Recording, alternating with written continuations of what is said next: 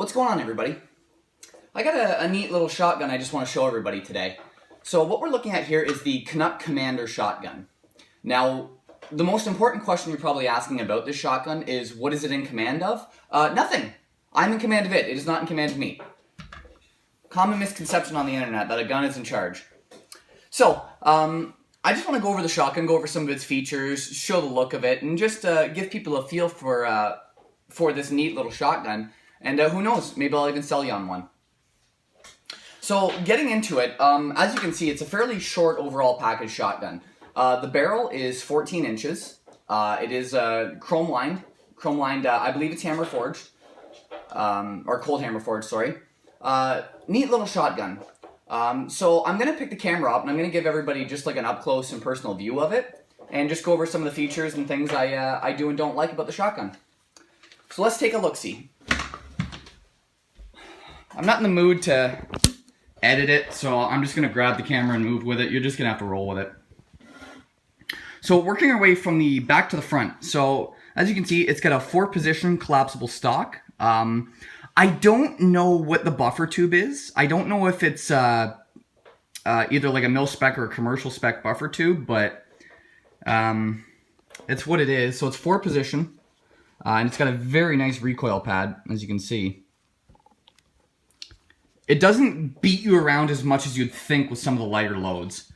Working our way forward, it is a pistol grip shotgun, obviously. It is actually very comfortable in the hand. Like when you're holding this, very comfortable little shotgun to hang on to. The only thing I will point out is right here on the pad of my hand. When shooting some of the heavier loads, like I was shooting some 3-inch stuff, right around that area caused me a substantial amount of pain when shooting the heavier loads. The lighter stuff, like just standard like low recoil buckshot, birdshot, slug, stuff like that, didn't bother me any, but the heavier stuff, like that caused me a lot of pain. So I don't know if that's just me, but I figured I'd point it out. Working our way forward, it uses a standard crossbolt safety, like you'd see on any Remington shotgun. Not a bad design. The bottom of the trigger guard, you can see it is textured. I don't know why, but it is. Forward, your action release is right here. Exact same as what you'd see on a Mossberg shotgun. Not a Mossberg, sorry, Remington shotgun. You'll find a lot of the features are very similar. Even the looks, actually, are very similar to that of a Remington 870. Your loading, or your feed ramp, as you can see, is right here.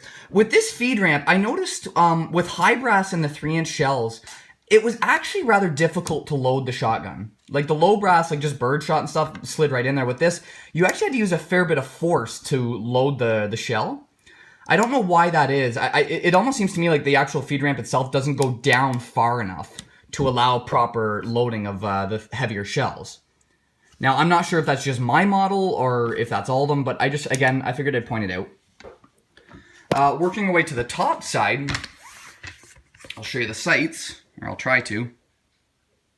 They're not ghost ring sights. They're more like the 3-dot open sights kind of idea. The rear sight is adjustable, if I can get it to focus, for windage and elevation. Continuing our way forward, I will point out also, this model is the burnt bronze. They made it in 3 colors. They have burnt bronze, black, and OD green.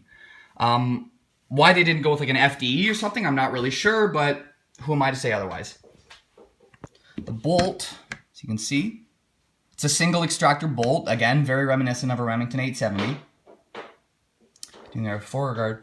The handguard is actually, or the pump action, the actual pump itself, or the action, is very nice. I really like this grip and texturing. It reminds you a lot of the Magpul forends. That's not focusing very well. There we go. It reminds me a lot of like the Magpul forends. Very comfortable, very nice. I really like it. I wish it was a little more textured, but I mean, you know, take what you can get, right? Up top, it does have a heat shield on the barrel.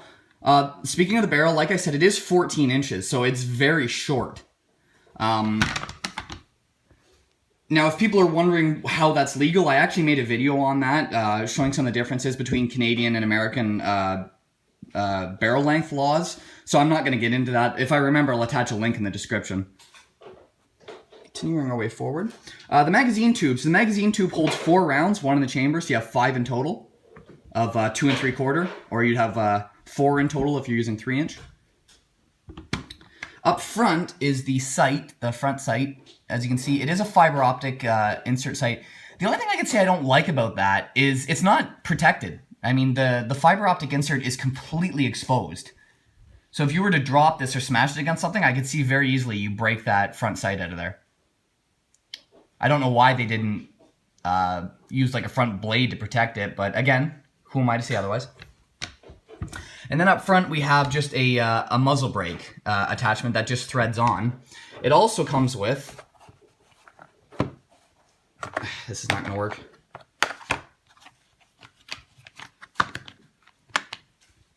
Three chokes and a choke wrench. So you have a full, a modified, and a cylinder. Or I got that backwards, sorry, full modified cylinder. And then the muzzle brake attachment. So that's the shotgun. I'm going to put the camera back on the stand. I'm going to show you guys the field strip as well as the trigger pull. If you're hearing a lot of noise and crunching in the back, my dog is right there eating a bone. I've discovered that having a dog and a cat, they generally don't cooperate with each other too much. So if you give them a bone, give the dog a bone and lock the cat up, they don't make that much noise. So let's get on to the trigger pull.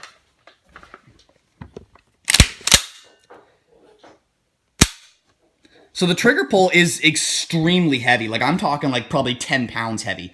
I don't know why it has to be that heavy, but it is. So let's show you the reset. Come on, camera, focus.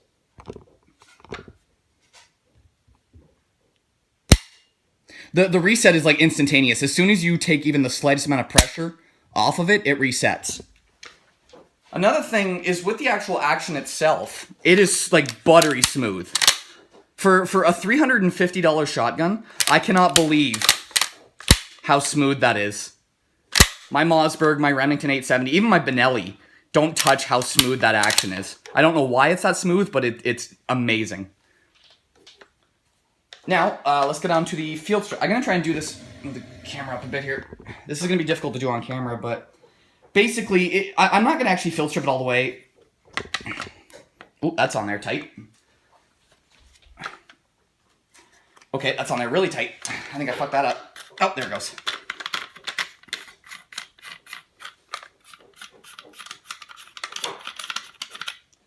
So you just take your cap off, unlock your action so the locking lug isn't locked into the barrel or anything, and it should just slide right out. So there's your barrel. As you can see, it is chrome lined. And to take the action out, you literally just slide it forward. There's no... This is one of the things I like about the Hatsons and these Canucks, is there's nothing you need to touch, like on the Remingtons, where you actually have to hit the tabs to get everything in and out. And then to take it apart, you just lift up and out. And boom, she's field stripped. That's it. They're very, very easy shotguns to take apart and put back together. That's why I've always liked these kinds of guns. Putting it back together is just the exact opposite. Just line it up. Or if get someone like me, there we go, who screws it up. Oh, shit. The action has to be a fair bit forward in order to get it to lock into place. There we go. The first time you take this apart, you're damn near going to break your arms trying to separate it. They are very, very stiff, but I don't mind that. I actually like a gun that's fairly sturdy. Very nice. So let's angle the camera back up, do a quick couple final thoughts. I want this to be a fairly quick video. There's not too much you can really say about a pump-action shotgun. I mean, it's a pump-action shotgun. But I actually really like this gun for what it is. That's something to understand. Like, this is not a hunting shotgun. Why it came with chokes, I have no idea, but it did. So, as I said, this one is burnt bronze. They retail anywhere from $350 to $390, depending on where you buy it. This one specifically cost me, I think it was like $370-ish. I bought it while it was on sale, so. But it handles really nice. And it's a very short package. So something like this would be a great home defense option, for example. If you can live with a 5-round capacity. For me personally, I think that's more than enough, but to each in their own. Aside from that, this is a plinking gun. This is not a hunting gun. This is not something to, take for like without rule of law, stuff like that. Something like this is like something to have fun with and to plink with. That's about it. But if you're looking just for a neat little toy, something to have a good time with, I highly recommend you consider the Canuck Commander shotguns. Thanks everybody for watching, and I will see y'all next time.